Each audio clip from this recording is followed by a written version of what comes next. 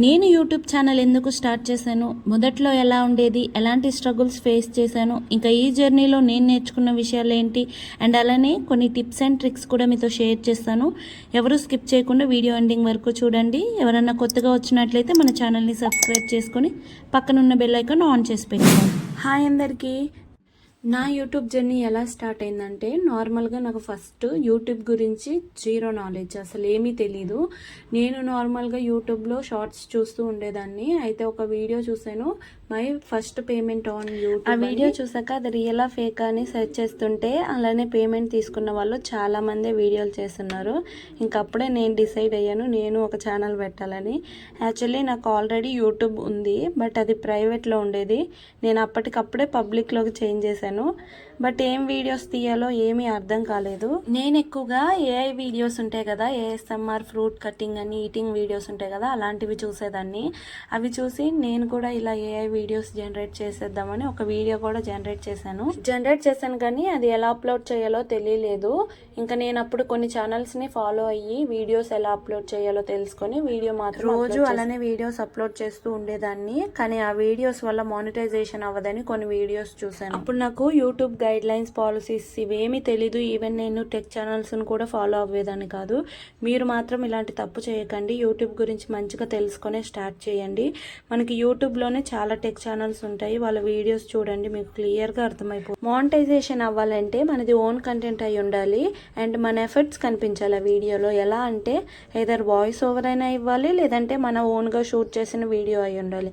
అలా అయితేనే మానిటైజేషన్కి eligible. Maximum అందరికీ మానిటైజేషన్ అంటే ఏంటి, మానిటైజేషన్ ప్రాసెస్ ఎలా ఉంటుంది తెలిసే ఉంటుంది. ఇక్కడ మానిటైజేషన్ క్రైటీరియా అనేది రెండు విధాలుగా ఉంటుంది. ఒకటి వచ్చి హాఫ్ మానిటైజేషన్, ఇంకొకటి ఫుల్ మానిటైజేషన్. హాఫ్ మానిటైజేషన్ అంటే 500 member subscribers, 3000 watch hours or else 3 million views ఉండాలి. అదే ఫుల్ మానిటైజేషన్ కి 1000 subscribers, 4000 watch hours or else 10 million views అనేవి ఉండాలి. ప్రజెంట్ నా ఛానల్లో అయితే నా హాఫ్ మానిటైజేషన్ కంప్లీట్ అయిపోయింది. అండ్ ఇంకొక విషయం ఏంటంటే, నేను డైరెక్ట్గా నా పర్సనల్ మెయిల్ తోటే యూట్యూబ్ క్రియేట్ చేసుకున్నాను ఫస్ట్. దాన్ని ప్రైవేట్ నుంచి పబ్లిక్కి కన్వర్ట్ చేశాను కదా, మీరు మాత్రం అలా చేయకండి. మీరు యూట్యూబ్ స్టార్ట్ చేయాలనుకున్నప్పుడు ఛానల్ నేమ్ అనేది డిసైడ్ అవుతారు కదా, ఆ ఛానల్ నేమ్ తోటే ఈమెయిల్ అనేది క్రియేట్ చేసుకొని ఆ ఈమెయిల్ అకౌంట్ తోటి యూట్యూబ్ అనేది క్రియేట్ చేసుకోండి. ఎందుకంటే ఏమైనా ప్రమోషన్స్ అండ్ కొలాబరేషన్కి ప్రొఫెషనల్గా బాగుంటుంది ఉంటుందని. అండ్ ఇంకొకటి ఏంటంటే, ఈమెయిల్ క్రియేట్ చేసేటప్పుడు పాస్వర్డ్ అనేది మస్ట్ అండ్ షుడ్గా గుర్తుపెట్టుకోండి. మానిటైజేషన్ వెరిఫికేషన్ ప్రాసెస్లో యూజ్ అవుతుంది. ఆల్రెడీ క్రియేట్ చేసిన మెయిల్స్కి కొంతమందికి పాస్వర్డ్ గుర్తుండకపోవచ్చు. కొత్తగా మెయిల్ క్రియేట్ చేసుకుని యూట్యూబ్ స్టార్ట్ చేయడమే బెస్ట్ అని చెప్తా. యూట్యూబ్ స్టార్ట్ చేయడం అంటే అంత ఈజీ అయిన పని అయితే కాదు.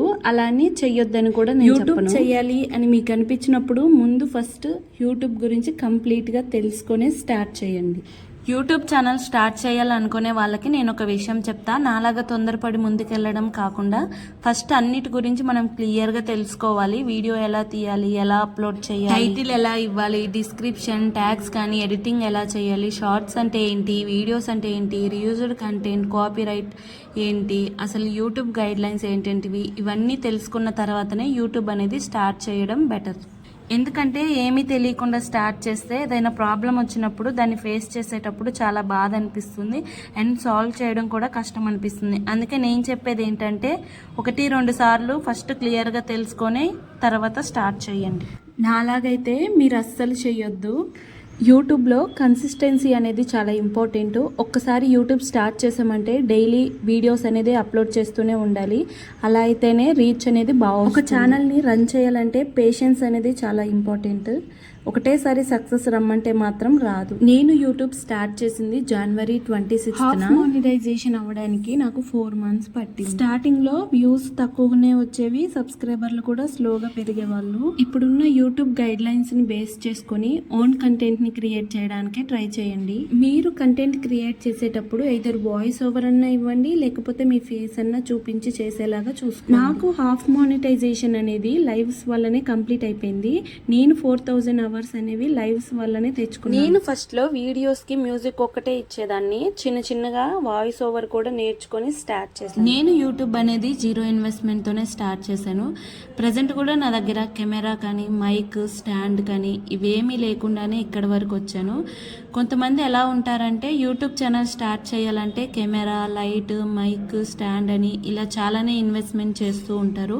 అలా ఏమీ అవసరం లేదు, మన దగ్గర ఉన్న వాటితోనే హ్యాపీగా వీడియోస్ తీసుకోవచ్చు. నాకు పెద్దగా ఫేస్ చూపించడం ఇష్టం ఉండదు, కానీ స్నాప్ ఫిల్టర్ తోటి ఒకసారి ట్రై చేశా. ఇదే ఫస్ట్ వీడియో.